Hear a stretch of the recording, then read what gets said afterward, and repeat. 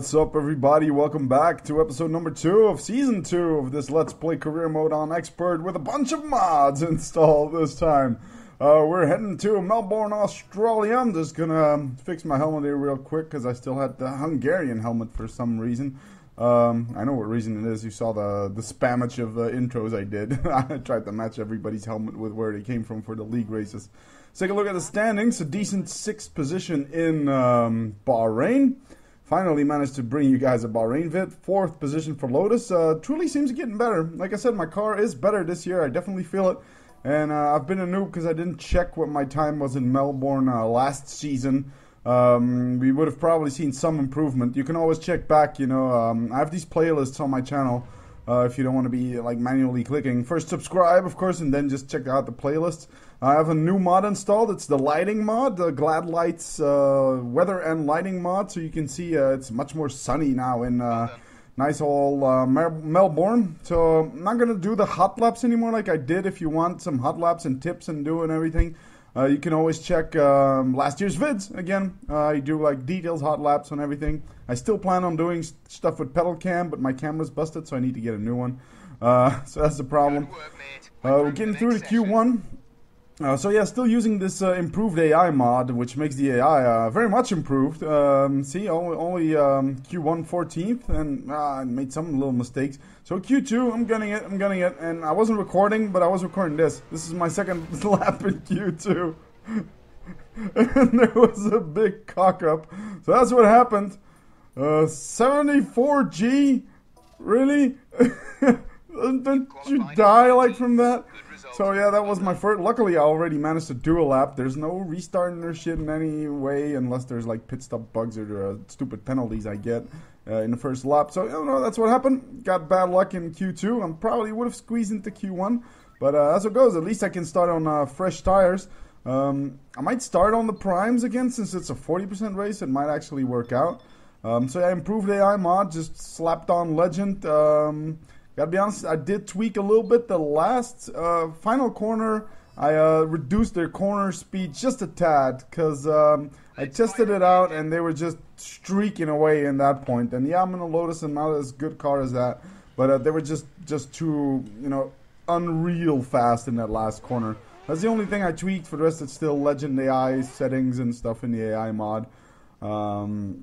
Like I said, people asking me in the comments, so where'd you get these mods? I have a link to the race department mod section. Just go check there. Use the search function. There's tons of good mods out there. So just go to the link of the race department mod forum. Every mod I'm using in this game you can find there. So check that out. Behind the Renaults, I still haven't figured out how to make the liveries work. So we're off here, trying to manage to hold on to P13. Yeah, fairly decent start, not too great. There's De La Rosa on the outside, but I brake pretty late and wow, almost lose the front wing. But it managed to get me by Kubica. That's something. Lots of people very interested in the Renaults this year. They have a very interesting car, I must say. Yeah, I slapped in some more instant replays again. I forgot to do that for you guys last race. But if you're gonna have some close racing and nice moves with this new AI mod, why not? And so here you see me cutting under. Wow, just missing him by a couple of, like Jonathan the retard Legard wanted to say, by cigarette paper. He seemed to be very focused on smoking, Legard, I don't know how you call him, that noob. So here we're trying to plan a move on Petrov. He has bad exit, so we're going here on the inside. And, I don't know, he got scared, so he moved on to the outside, onto the grass. Lost him a spot to his teammate, so it seems to be in a good fight with the Renaults this year. Like I said, a lot of people, you know, a lot of conversation about the Renault in the comments and on my Twitter feed. So yeah, it seems like Renault has definitely struck a chord. I refuse to call them Lotus Renault because, well, I'm not talking about Vodafone, McLaren, Mercedes, or Scuderia, Ferrari, Marlboro. Let's be honest, Lotus at this point is just a sponsor for Renault. Team Lotus, you know, the green and yellow stuff I'm driving in, that's Lotus. That's their chassis name. Renault is Renault. You know, that's one point. But definitely Renault has a very competitive car. I heard Joe Sayward, very interesting blog. Joe Sayward, Google him. I don't know it by heart. And here we're putting a pass on button. Try it. Nope, don't make it stick. So Joe Sayward had some very interesting insights into the whole Lotus v Renault deal and stuff. And also interesting, Tony Fernandez of Team Lotus is going to buy Caterham cars. That's those little kit cars you can buy and assemble yourself or have assembled. So, but first, let's check out the racing here. We got Button in P10, so bad start for him. Trying to go around the outside, and it's actually working very late on the brakes and cut right in front of him. So that gains us a little position, and we're in the points now. So let's check out the quick instant replay. We go around the outside, brave on the brakes, managed to keep it together, and boom, there we go, another spot one. So actually quite good from P13 to P10. That's pretty dandy, I must say. Now we're stuck behind the two Force Indias. You can definitely see car performance changing over the seasons here. The Force India seems to be more competitive. The Ferraris in my game, of course, seem to be more competitive this year than they were last year. So definitely seems to be like fluctuation as to how it goes when through car performance in the constructors and then their performance in the season after. You can see the AI mod at its best. You know, well, I cut a bit ahead, but that last sweeping chicane, you'll see this later in the race. So here we're cutting a bit ahead. You know, not much happening.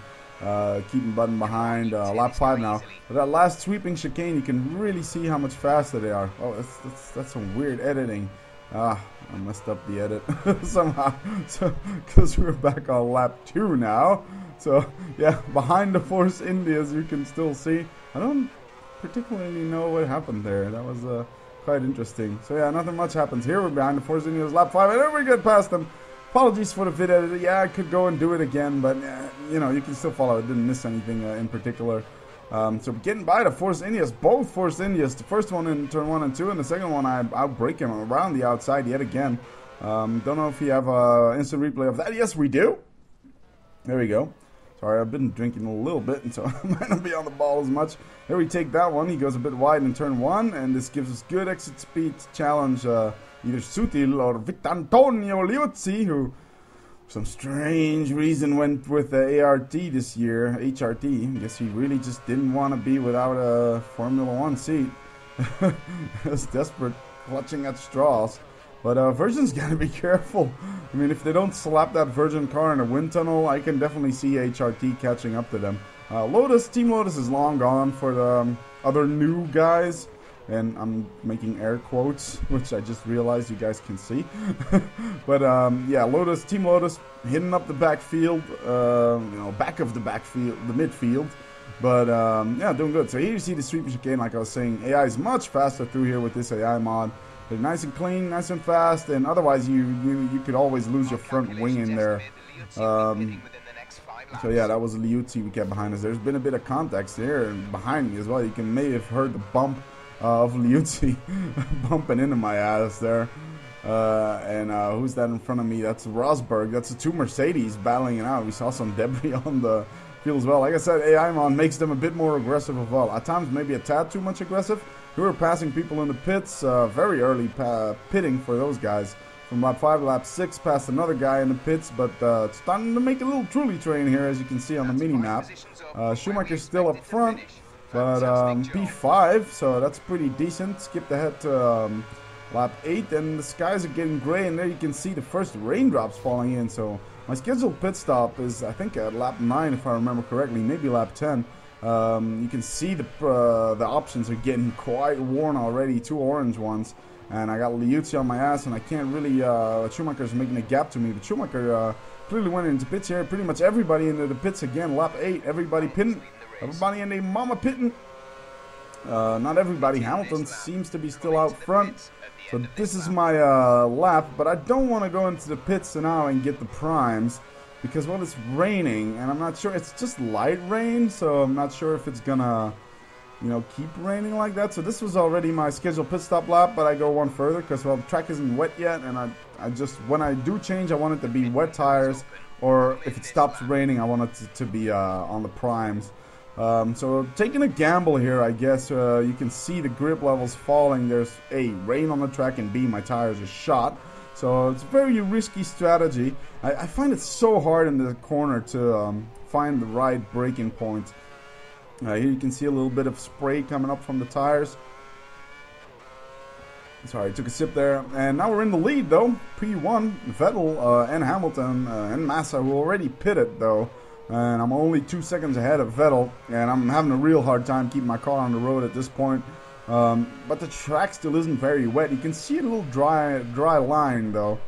And I do feel the grip level's fading, but I don't know how much of that is due to the rain and how much of that is due to my shot option tires. You can see this tire mod does it pretty well, simulating the tire wear. You see blisters forming and some graining and shit, and that's something you really do not see in there. Vettel busts past us in P1. So now I'm figuring, okay, I don't have grip. I see a lot of spray coming up, so must have to do with the rain a little bit. So all orange tires, so yeah, okay, I've stretched these options out long enough. It's going to be interesting to see how Codemaster is going to handle this next year, the Pirelli tire wear. I mean, it's probably still going to be just one stop for the shorter distance races, but that might be a nice little added element, pushing people to do longer races, because tire strategy is so crucial in this year. And here you see me cocking up the pit stop. Boom. Well, it's gonna cost him a couple seconds. At least he didn't like get slammed into my nose, which happens sometimes as well if you're too late on brakes. So finally didn't cock up my my tires, because the pit crew tend to do that, but I cocked up my pit stop. And let's see where we're heading now. Ooh, this is not looking good. P17, 18, Kobayashi's gonna get past. Yes, he does. One thing with this AI mod, they do seem to have a bit extra grip when they go off the track. But I think it's necessary, but damn, brave on the brakes again here. Trying to go on the inside, but Kobayashi keeps together. That they do seem to have a bit of extra grip when they go on the grass, but I think it's necessary because you make them go faster through corners. And if you wouldn't give them that, you would have like 20 did not finishes for AI cars, I think, if they would spin out like you do when you're on the grass. Although, I can't complain here. I just went bam, full on the throttle, Petrov style in Malaysia. Yeah, I'm quite critical of Petrov, as most of you guys following this series know, but I gotta hand it to him. He did a great race here in Australia. That was a nice and composed race. He didn't cock up. He kept his focus the whole damn weekend. Not just the race, but the whole weekend. So that was refreshing to see Petrov up in his game. And here we go, bam, past Kobayashi, my #1 favorite driver in Formula 1, as I said last time. But yeah, so pretty decent, damn decent start for Petrov in the Renault. But yeah, Joe Saward again said, well, the Renault is a Grand Prix winning car. They just don't have Grand Prix winning drivers. So both talking about, here you see Kobayashi getting excellent traction. So yeah, who knows? Maybe if you put a Vettel or a Hamilton in a Renault, maybe they would be just right up there. We don't really know. It's hard to say. So here's the guys pitting again. So might make my pit stop strategy might actually save my race after that very bad first pit stop. Well, first and only pit stop. And here, everybody and their mom in the pits. Look at the mini map. So I'm like, whoa, I'm lucky here. So they all did their pit stops, their scheduled pit stop as well. Probably prime runners didn't. So we might see some surprises here in the standings, that's for sure. We're up to P10, so in the points position. So that's nice. So yeah, like I was saying, oh, big cock up, big cock up. Yeah, you know, it's an AI mod, so there are gonna be crazy stuff happening. But that was the biggest crash I've seen for now. So now we're on Petrov's ass again. So yeah, Petrov had another brain fart. That's basically all you can talk about in Malaysia. That was a brain fart, going full throttle on the grass to get back on the track. Like Brundle said, you don't do that. I love the surprise in Brundle's voice when he saw that Petrov just tried to go back on track full throttle. Okay, he was maybe a bit unlucky that there was this bump, and yeah, sure, cars don't recce that side of the track when they're in practice. But still, a bit more caution, and he would have grabbed some decent points. I mean, was ahead of Hamilton at that point, so would have probably been a P7 or even P6 with whole Alonso incident in mind. So some good points, but now he had 0. Heidfeld was very good in Malaysia, and then yeah, in the qualifying systems again, Renault is just taking such a risky strategy. I understand the logic behind we just want to do one run in the quali sessions. I mean, it's one of the biggest contributions. Look at that. That's Hamilton and Webber, I think, and Vettel stuck together. Like I said, for the Renaults. So we did in the P3. But yeah, very risky strategy. I understand you want to do that strategy. You want to save tires. It was a big factor in Hamilton winning the race, in that he saved a fresh set of options. But why wait with 2-3 minutes left in the session? Yeah, sure, there's a rubbering in, which isn't really happening with the Pirellis, so they need to get that out of their thinking. So yeah, otherwise you'd say, yeah, the later you go into session, the more grip there is. It's a minor factor now with these Pirellis, so why not just send somebody out with 8 minutes to go, try a lap. If somehow you get stuck in traffic or you mess up, fine, you know, rejig your strategy. Try again one lap. Okay, you won't have the fresh options, but you won't get thrown out in Q3 and Q2. So I understand Renault wants to gamble because they, well, like Joe Seward said, it's maybe a Grand Prix winning car, but I don't think they're really at the level of Red Bull or McLaren. But they're close, so they need to gamble on strategy, and they don't have the pressure a team like Red Bull or McLaren has to really deliver every single race, so they can afford to gamble a bit. So in that sense, you can understand it, but oh, that was a weird transition. I didn't remember I put it in. So yeah, Renault, interesting team. Interesting to see what's going on and how they can keep developing that car. It's going to be crucial, of course. So somehow, some way, we get into P2. Everybody around us crashing. So, by the way, I'm back to this race. So everybody around us is crashing, and Alonso spun out, so that made me catch up to him. But now he's really on my ass. We got 4 laps to go.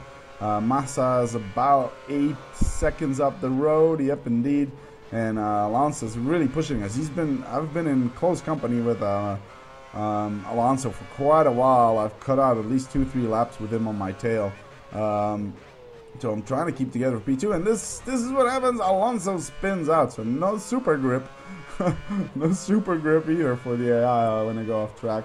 Like I said, this is in the AI mod. You have a setting where you can set it to only light rain, and I think I did it.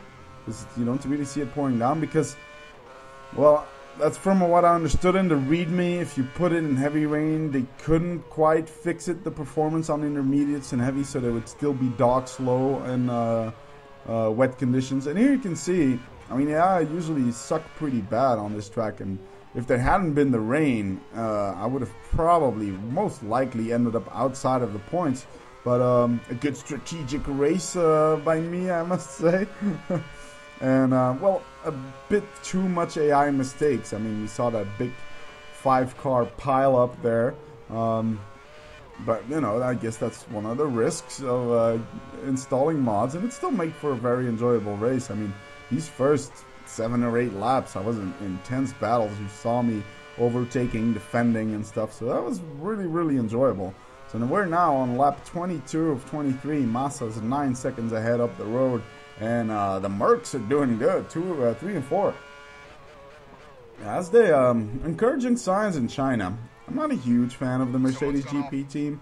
I used to really hate Schumacher's guts. He's part of the reason why I haven't really followed F1 as closely as I used to do before the whole Schumacher era, because I just didn't find it enjoyable anymore just to see that bucket face winning every single time.